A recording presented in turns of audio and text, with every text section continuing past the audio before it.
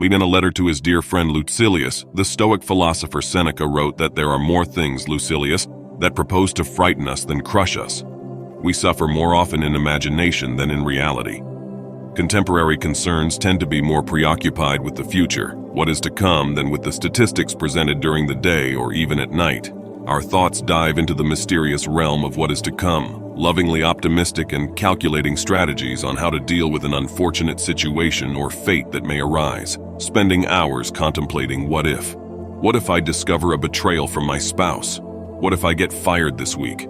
How will I handle my responsibilities, rent, credit card bill? What if they say something and I respond immediately, not accepting any affront? What if the investment goes wrong and I lose all my money? What if I lose my house or if my car gets stolen? What if I don't do well in the presentation and lose a client account? What if my business fails and I have to go back to job hunting? Even though we want to control the future, we can never surpass the limits of the present.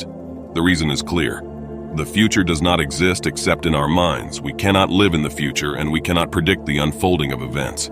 Planning is constructive and focuses on our own actions in a conceptual future, while worrying is attempting to control the uncontrollable, replaying possible and even unreal scenarios repeatedly. Our worries may consist of completely disconnected fantasies from reality. Unlike planning, worrying is destructive. However, we continue to worry because for some reason we think it will help us, even though it usually does more harm than good. Seneca observed this tendency centuries ago, to focus on the negative aspects of situations and worry excessively.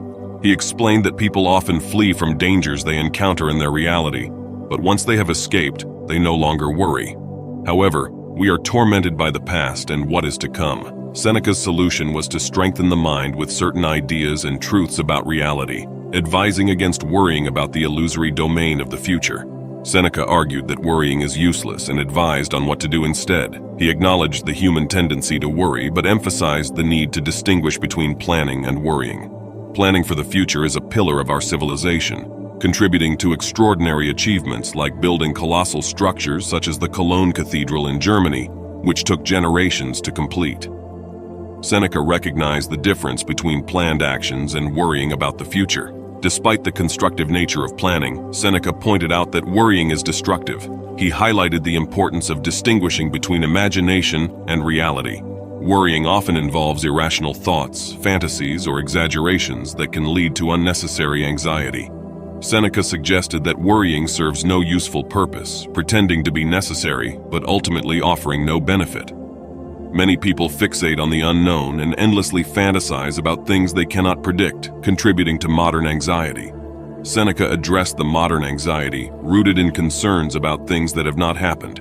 Some psychologists categorize modern anxiety into 5 types, with 4 being imaginary and only the 5th related to real concerns, constituting only 8% of daily worries.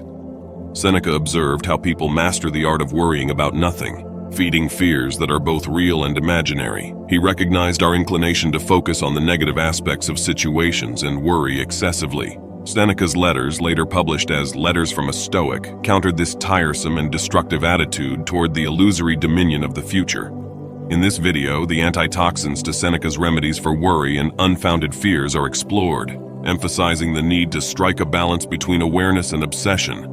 By deliberately assessing the situation, keeping all options open, and maintaining an open mind about the nature of events, Seneca's philosophy offers a way to navigate the uncertainties of the future.